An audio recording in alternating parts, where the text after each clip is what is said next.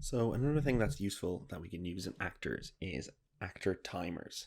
So this allows us to complete work on the actor after a certain interval or complete recurring work after certain intervals. So in order to do this, we can go back to our product actor service and we can simply add a iActor timer. So I'll add as a field an iActor timer. An iActor timer. Call that actor timer. When we want to start work, we might want to start doing some sort of background task on the actor when the actor gets activated.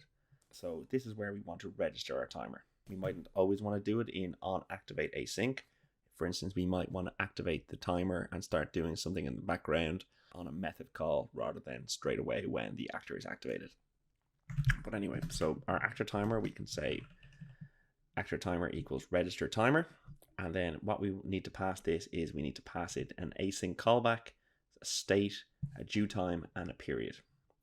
So first we need to add the async callback. So we might want to say something just called task, and this has to be, as we can see from the signature, it's a func that takes an object and returns a task. So we'll just call it do work. As we said, it returns a task and it takes an object. And we want to do something here. I'll just stop running the application to get rid of these squiggly lines. So we might just want to log something out. So like before, we'll just say the actor is doing work.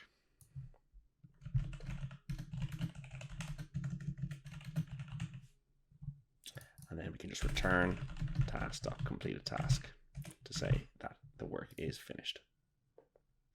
So this is the callback we want to use. So we can simply pass the callback, the state, which in this case is just null, and then we want to say when do we want to first start the task.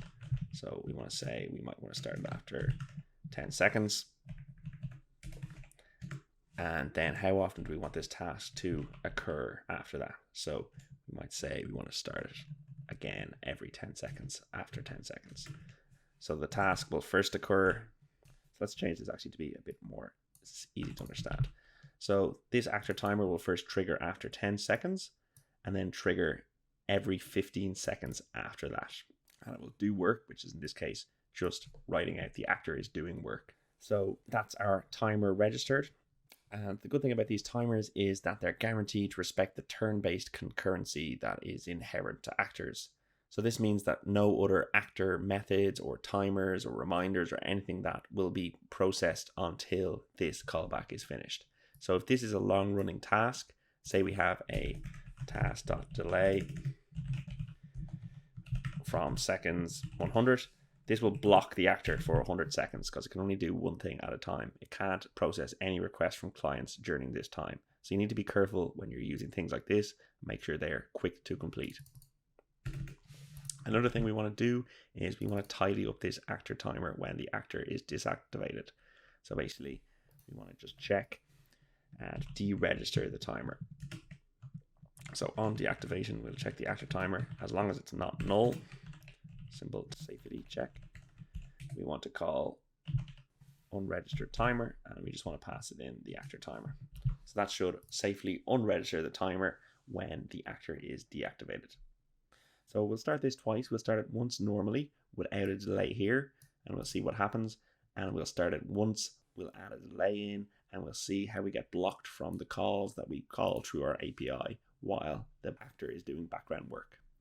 So again, let's redeploy our application. So our application is redeployed. We can look at our diagnostic events. So we can see that we don't really have much going on in our diagnostic events. We haven't seen any instances of the actor doing work, and this is because no actors have been activated yet.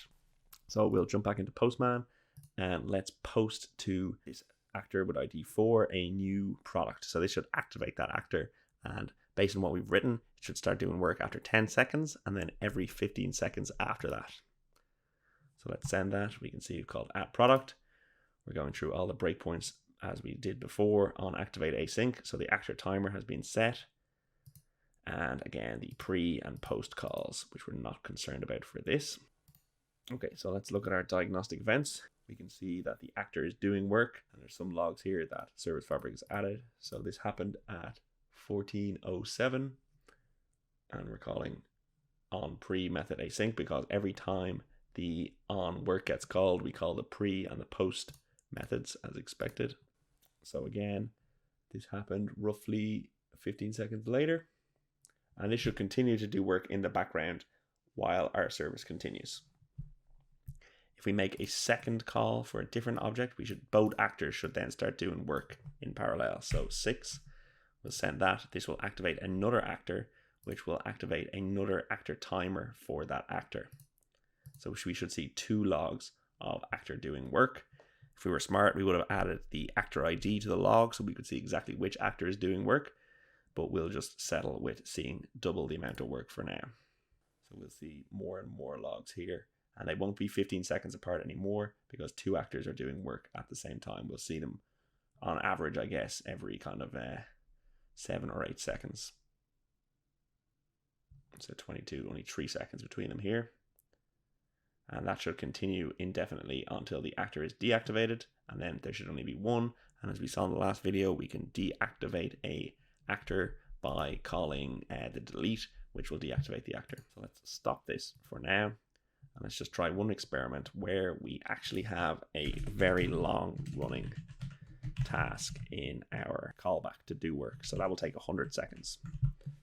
We'll see how this affects how we can call the methods on the actor while this background task is running. So we're just going to wait for 100 seconds. It should be time span 100. So we're now marked the method as asynchronous. We don't need to return anything. Wait 100 seconds to do the background work, and then we'll log out this method here. So once this activates, every 10 seconds we'll call this. This will do, we'll wait 15 seconds. We'll actually change this to 150 just to spread it out a bit, to give it a bit of uptime between calls.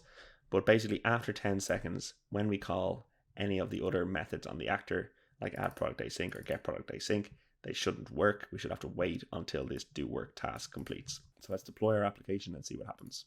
So let's activate the actor by posting a new product to it. So this will add the product.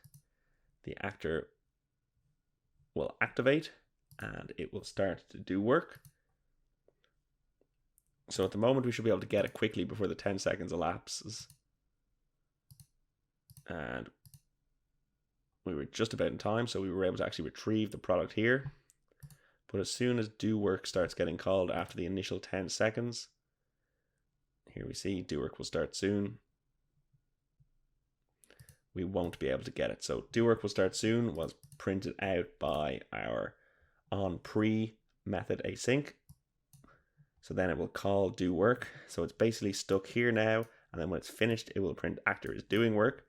So it's currently stuck in this section here. So if we make a call to another actor method, it should not complete. It should hang completely until do work is completed. So we can see we're sending the request here and nothing is happening. And this could call a timeout depending on what your HTTP timeout is. And so we complete there. And we can see that our request is still sending. So we'll wait here until the 100 seconds of the background task is completed, or else depending on the timeout of our HTTP request, it might just time out and cause an exception. So this would not be very good user experience. So it's important to avoid these kind of long running background tasks when we're running an actor. So we'll stop our application for now. So one other important thing to note about timers is that all timers are stopped when the actor is deactivated. No timer calls are invoked after that. In a real system, the actor might get activated. It might deactivate itself after a certain amount of time. Its state will still be persisted, but this will mean that any of the timers will stop being called on it. So in order to allow timers to continue to be called after an actor is deactivated, we need to use an actor reminder. These reminders are a mechanism to trigger persistent callbacks on an actor at specified times. So their functionality is very similar to timers, but they're triggered under all circumstances, even if the actor has been deactivated. And this is true until the actor explicitly unregisters them, or the actor is explicitly deleted, like we had done in the previous video. So in order to implement a reminder, we need to implement the interface iRemindable on our actor. So on our product actor service, we need to implement iRemindable. So we'll implement that interface down here, and it gives us this task receive reminder async. And this is given a reminder name, a state, and a due time, and a period. So we can then use this to do something that we want. So we can check the reminder name. So if the reminder name equals task reminder, we want to do something. Again, we'll just log out that the reminder is doing work. We'll remove the actor timer code just for simplicity here for now. You don't get confused. So this receive reminder async method is on the iRemindable interface. And if the reminder name is task reminder, we'll just log out that the reminder is doing work. So we only have one method here. So even though we can have multiple reminders with different names, this receive reminder async is called whenever any of the reminders are triggered. So in order to split the code out correctly, we need to do some sort of logic to determine what piece of code we want to execute depending on what the reminder is. So we use the reminder name for that. So in order to register a reminder, we can do it in our onActivateAsync or on any other method. So what we'll call is this.register reminder async. We give the reminder a name. So this name should be the same as what we're checking down here, task reminder. And then we give it a state, so we don't want to give it any state in this. And we can give it the exact same due time and period as before. So time span from seconds, it should kick off after 10 seconds. And then after that, it will happen every 15 seconds.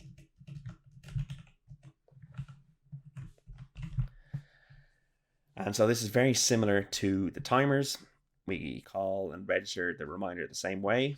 The only differences are that we have to implement iRemindable, and we have to then implement this receive reminder async method.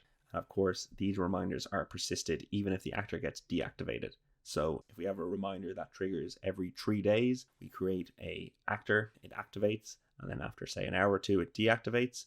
After 3 days, this reminder will still be hit, while if we did it with a timer, that timer would not be hit. So let's just add 1 or 2 breakpoints here and see what happens when we run the code.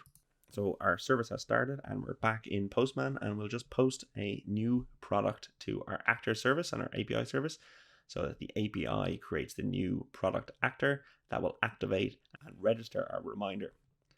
So we'll send this. Again, we hit our API, which proxies to our actor service.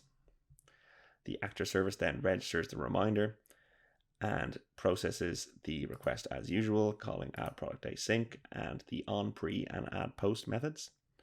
So we can see after 10 seconds, we've received our reminder. The reminder name is task reminder. So we jump in and we log out reminders doing work. We just wait 15 seconds and this reminder should be hit again. And again, we can see that the reminder has been hit again after 15 seconds. So that's the basics of reminders and timers in Service Fabric and how they can be used, and a couple of pitfalls to avoid when using them. So thanks for watching the video, guys. I hope you enjoyed it. Please stay tuned for more Service Fabric content.